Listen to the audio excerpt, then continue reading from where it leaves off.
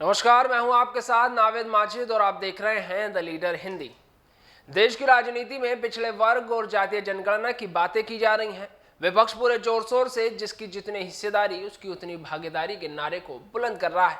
संसद से लेकर जनसभाओं तक राहुल गांधी ने कहा कि देश के कुल सेक्रेटरीज में 3% भी पिछड़ी जाति के नहीं है और इसी के चलते राहुल और कांग्रेस के अन्य नेता लगातार जातिगत जनगणना की मांग कर रहे हैं।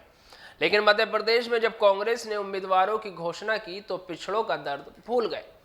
मध्य प्रदेश के कांग्रेस टिकट बंटवारे के आंकड़े तो कह रहे हैं कि जितनी आबादी उतनी हिस्सेदारी का नारा तो यहाँ जुमला हो गया। आखिर जाति जनगणना कराने का वादा कांग्रेस पार्टी ने इसलिए ही तो किया था, पर यहाँ तो उल्टा हुआ। पार्टी ने सबसे अधिक टिकट सवर्णों को दिए हैं। दरअसल कांग्रेस ने अब तक कुल 144 सीटों पर कैंडिडेटों की घोषणा की है। कुल सीटों के जातिगत आधार पर बंटवारे को देखें तो कांग्रेस अपने पुराने प्यार पर ही ज्यादा मेहरबान दिख रही है। सभी जानते हैं कि कांग्रेस पार्टी का वोट बैंक सवर्ण, दलित और अल्पसंख्यक रहे हैं। इन्हीं के बल पर कांग्रेस ने कई दशक भारत पर राज किया, पर अब बिना पिछड़े वोटों की सत्ता प्राप्ति मुश्किल है। कांग्रेस ने जो उम्मीदवारों की लिस्ट जारी की है उसमें सबसे ज्यादा सवर्ण ही दिख रहे हैं।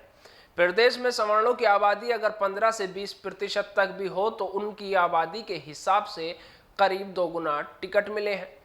लिस्ट में सवर्णों के बाद ओबीसी और एसटी/एससी समुदाय के कैंडिडेट दिखाई दे रहे हैं, लेकिन अभी तक जारी कुल 144 उम्मीदवारों की सूची में सवर्ण समुदाय के करीब 52 प्रत्याशी दिखाई दे रहे हैं।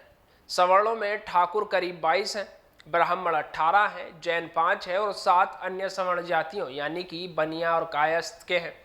वहीं करीब 39 सीटों पर पिछड़ी जाति के उम्मीदवार हैं तो 30 सीटों पर अनुसूचित जनजाति को टिकट मिला है।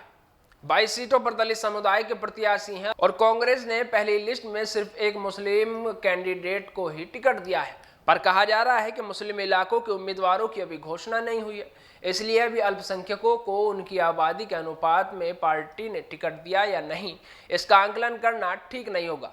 पार्टी के 144 प्रत्याशियों की सूची में 19 महिलाएं भी शामिल हैं। वहीं मध्य प्रदेश में सवर्ण समुदाय पर कांग्रेस ही नहीं बीजेपी भी मेहरबान है। कांग्रेस के 52 स्वर्ण कैंडिडेटों के मुकाबले बीजेपी ने करीब 48 की संख्या में सवर्ण जातियों को टिकट दिया है।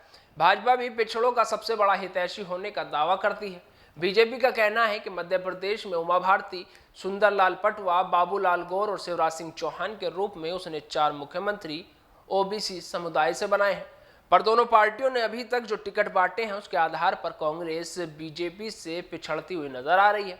बीजेपी ने 136 टिकटों में से 40 प्रत्याशी ओबीसी समुदाय से आने वाले प्रत्याशियों को दिए हैं। वहीं कांग्रेस ने 144 सीटों में से 39 ओबीसी प्रत्याशी उतारे हैं। बहरहाल राजनीतिक दलों का पिछड़े वर्गों से प्रेम है या फिर छलावा, ये तो उम्मीदवारों की सूची साफ तौर पर बता रही है, लेकिन अभी और भी सूचियां आना बाकी है।